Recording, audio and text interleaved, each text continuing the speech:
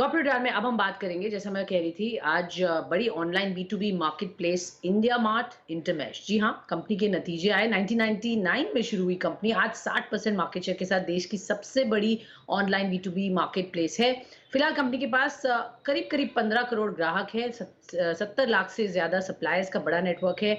Portfolio में 8.3 करोड़ से ज्यादा प्रोडक्ट्स और सर्विसेज हैं। कल कंपनी के नतीजे आए। मुनाफा 20% घटा है, करीब 45 करोड़ आया है। वहीं आय 12% बढ़ी है, 225 करोड़। मार्जिन में हल्की सी बढ़त देखने को जरूर मिली है, लेकिन ओवरऑल नंबर्स किस तरह से पैन आउट हुए हैं ये जानेंगे। कंपनी के founder and CEO Dinesh Agarwal साहब हमारे साथ शो में जुड़ रहे हैं। मिस्टर अग्रवाल, बहुत बहुत धन्यवाद आपका हमें समय देने के लिए। Numbers sir, quarter quarter basis पर रेवेन्यू की बढ़त देखिए 12%। पहले तो बताइए सर, रेवेन्यू को कहाँ से सपोर्ट मिला और आउटलुक क्या दिख रहा है फॉर FY23? देखिए, रेवेन्यू को मेन ग्रोथ आती है या तो नंबर ऑफ कस्टमर्स बढ़े या कलेक्शन फ्रॉम कस्टमर्स बढ़े।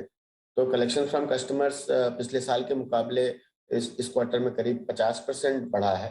और नंबर ऑफ कस्टमर्स भी इस क्वार्टर करीब 10,000 ऐड हुए हैं, जो कि हम गाइड करते रहे हैं कि 8 से 9,000 के बीच में ऐड होने चाहिए।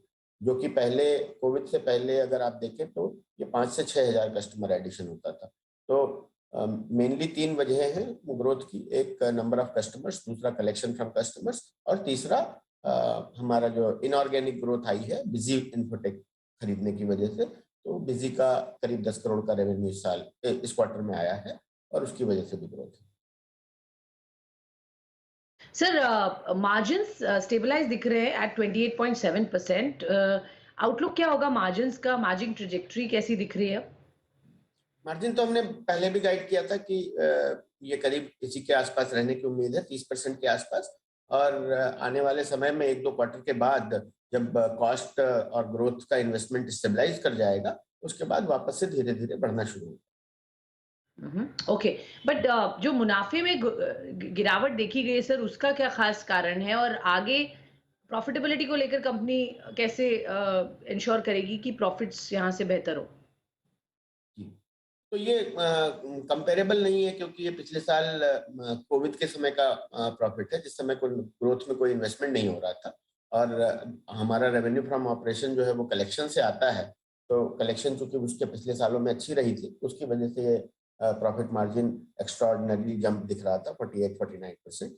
मैंने पहले भी गाइड किया था कि जैसे जैसे ऑफिस खुलेंगे और हम वापस से लोगों की हायरिंग शुरू करेंगे, वैसे वैसे प्रॉफिट मार्जिन कम आएगा। तो प्रॉफिट मार्जिन अब पिछले कोविड से पहले जो 25-26% आता था, वो 28-29% पे आ चुका है और आगे भी धीरे धीरे बढ़ने की उम्मीद है। Okay, okay. But sir, annualised revenue पर पेइंग कस्टमर यानी कि आरपू थोड़ा-सा बढ़ा है from 47,400 to 47,600। Quarter on quarter की बात करें अगर हम, क्या रीज़न था सर इसका और क्या है इसकी ट्रैजेक्टरी क्या है? क्या टारगेट कर रहे हैं इसके लिए? क्या नंबर है देखिए, बाय पिछले द एंड ऑफ पिछले दो FY23? पिछले पिछले 1.5-2 सालों में कस्टमर्स हमारे बढ़े नहीं है, और आरपू का जो कैलकुलेशन होता है वो revenue from operation divide by number of customers होता है। क्योंकि अब हम तेजी से कस्टमर ऐड कर रहे हैं, तो हो सकता है कि आरपू, जो कैलकुलेटेड आरपू है, वो थोड़ा कम दिखाई दे। मेरे हिसाब से वो 45 से 47,000 रुपए के बीच में रहना चाहिए। जो 100-200 रुपए का गैप है, वो तो कोई खास बात नहीं है। बट अगर आप लॉन्ग टर्म में देखें तो पिछले 5 सालों में ये करीब 33,000 से बढ़कर के 45,000 तक पहुंचा है, 45-46,000 तक। क्योंकि पिछले साल कस्टमर बिल्कुल नहीं ग्रो किए थे, तो ये 48,000 तक भी पहुंच गया था। ये वापस 45-46,000 के बीच में सेटल करेगा। ओके। आपने ऑफ कोर्स रजिस्टर्ड बायर्स की बात की, but sir quarter on quarter perspective से देखें तो यहाँ पे ग्रोथ है 49 करोड़, 14.9 करोड़ से बढ़ के 15.4 करोड़ आई है। इसको और कैसे आगे बढ़ाएंगे? टारगेट क्या रखेंगे सर फॉर FY23? तो हर साल अगर आप देखें तो on an average her quarter में करीब 4 से 5 मिलियन नए बायर्स आते हैं।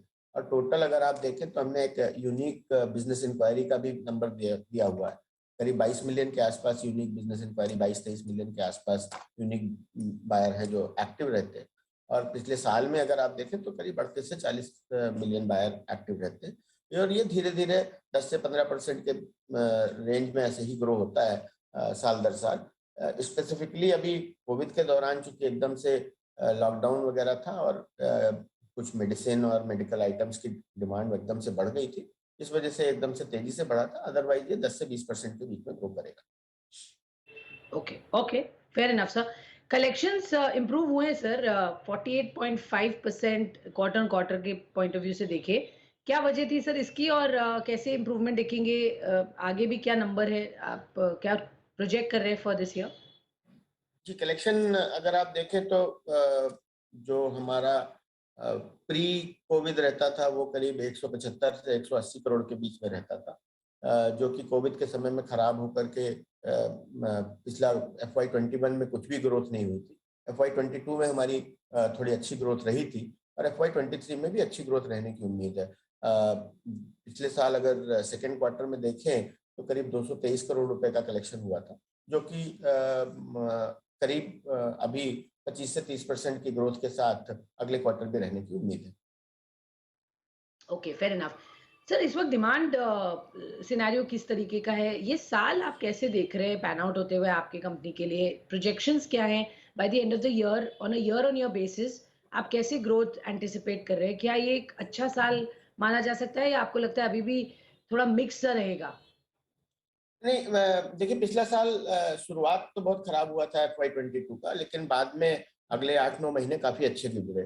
लेकिन इधर में जो पिछले 4-5 महीनों से अगर आप देखें तो कुछ जियोपॉलिटिकल अनसर्टेनिटीज और फाइनेंशियल अनसर्टेनिटीज मार्केट में है। कुछ तो वार की वजह से, कुछ क्रूड की वजह से, कुछ इन्फ्लेशन की वजह से, और कुछ इंटरेस्ट रेट की वजह से, जिसका कि ओवरऑल दबाव बिजनेस इंक्वायरीज पे पड़ता हुआ दिख रहा है और डिमांड साइड पे पड़ता हुआ दिख रहा है। हालांकि चूंकि हमने अच्छी ग्रोथ की है कस्टमर एडिशन में, और पिछले साल कलेक्शंस में भी अच्छी ग्रोथ रही है, तो मुझे उम्मीद है कि हमारे लिए ये साल फाइनेंशियली ठीक रहेगा। लेकिन ओवरऑल जो इकोनॉमी है उसके ऊपर काफी कुछ डिपेंड करता है। H2 का परफॉर्मेंस, H1 का परफॉर्मेंस तो हमारे ख्याल से हमारा ठीक रहेगा। सर, मैं 2 चीज़ें आपसे जानना चाहूँगी। एक तो मैं देख रही हूँ आपका ट्रैफ़िक थोड़ा कम हुआ है ऑन द साइट्स। कैसे उसको बढ़ाएँगे across geographies for the rest of FY23? Also total products जो लाइव हैं आपके प्लेटफ़ॉर्म पर, वो एक्चुअली बढ़े हैं। 83 मिलियन से 86 मिलियन हुए हैं on a quarter on quarter basis, which is significant. तो क्या है आगे sir plans to list a few new product segments platform पे, कैसे और प्रोडक्ट बढ़ाने का आगे क्या ट्रेजेक्टरी रहेगी फॉर FY23? देखिए, प्रोडक्ट बढ़ते हैं सप्लायर के आने से, और चूंकि सप्लायर में ग्रोथ बढ़ी है, जैसे कि हम पहले भी बात कर रहे थे, 5 से 6 हजार नेट सप्लायर पहले क्वार्टर में ऐड होते थे, जो कि अब 8 से 9 हजार के बीच में होने की उम्मीद है। हालांकि पिछले क्वार्टर में करीब 10 हजार ऐड हुए हैं, तो उसकी वजह से प्रोडक्ट एडिशन भी उसी रेशियो में बढ़ता है। पीछे भी अगर आप देखें तो 3 से 4 मिलियन प्रोडक्ट हर क्वार्टर ऐड होते हैं, जो कि आगे भी होते रहने की उम्मीद है। और जहां तक ट्रैफिक का सवाल है, तो ट्रैफिक अगर आप प्री पैंडेमिक लेवल से देखें तो वहां से करीब 33% ऊपर है। और हालांकि during the pandemic because of lockdown और जो ये मेडिकल सामानों की पूर्ति के लिए कुछ ज्यादा लोग आ रहे थे, जो कि अब नॉर्मलाइज हो गया है, और ट्रैफिक ये 23 जो करीब 120 मिलियन के आसपास है, वैसा ही रहने की उम्मीद है। Okay, fair enough. Quickly sir एक लास्ट सवाल। पिछले 1 साल में हमने देखा आपने काफ़ी स्पेंड किया है, ऑलमोस्ट 900 करोड़, जिसमें आपने एक्वायर किए स्टार्टअप्स। जी, ये इनका क्या असर दिख रहा है सर आपके बुक्स पर? किस तरीके के आगे प्लान्स होंगे M&A को लेके? आपको लगता है your now your hands are full, जो है उनको ही आप अभी देखेंगे, या और भी अपॉर्चुनिटीज़ को टैप इन करेंगे इस साल? जी। तो करीब 966 करोड़ रुपए हमने इन्वेस्ट किए पिछले साल, डेढ़ डेढ़ साल में करीब। और उसमें से करीब 2/3 अमाउंट हमारा अकाउंटिंग सॉफ्टवेयर स्पेस में गया है, जिसमें हमने एक एक्विजिशन किया बिजी का, बिजी अकाउंटिंग सॉफ्टवेयर का। और बिजी अकाउंटिंग सॉफ्टवेयर का बुक्स ऑफ अकाउंट में अगर आप देखें तो इस बार करीब 10 करोड़ रुपए के आसपास का रेवेन्यू, क्वार्टरली रेवेन्यू ऐड हुआ है, जो कि एक अच्छा इनऑर्गेनिक ग्रोथ आएगा। दूसरा हमने एक्विजिशन लाइव कीपिंग का किया है, जो कि बहुत छोटी कंपनी है, जिसमें कि अभी थोड़ा समय लगेगा उसमें स्केल आने में। उसके अलावा माइनॉरिटी इन्वेस्टमेंट्स हैं बाकी सारे, जो कि माइनॉरिटी इन्वेस्टमेंट्स अगर आप देखेंगे तो वो 2-3 साल बाद हो सकता है कि उनका कोई इम्पैक्ट बुक्स पे आएगा। अभी के लिए वो एक तरीके से फाइनेंशियल इन्वेस्टमेंट माने जा सकते हैं। हालांकि हम धीरे धीरे उनके साथ कुछ स्ट्रैटेजिक काम करने की कोशिश करेंगे। जहां तक हैंड्सफुल की सवाल है, तो बात सही है आपकी, क्योंकि हमने 2 एक्विजिशन अभी अभी किए हैं, तो हम उनकी तरफ काम करेंगे, और जो पीछे करीब 15 स्मॉल इन्वेस्टमेंट्स किए हैं, उनके फॉलो ऑन इन्वेस्टमेंट्स भी आगे करने की कोशिश करेंगे।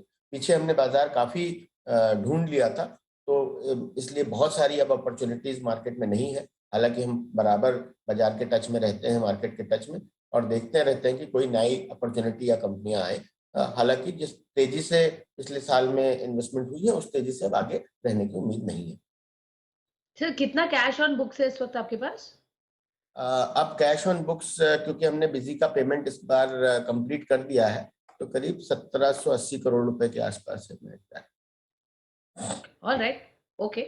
बहुत-बहुत धन्यवाद सर हमसे जुड़ने के लिए, बताने के लिए किस तरीके का बिज़नेस रहा इस क्वार्टर और आगे क्या है आउटलुक। तो ये थे इंडिया मार्ट धन्यवाद। इंटरमेश के एमडी एंड फाउंडर हमसे बातचीत करते हुए।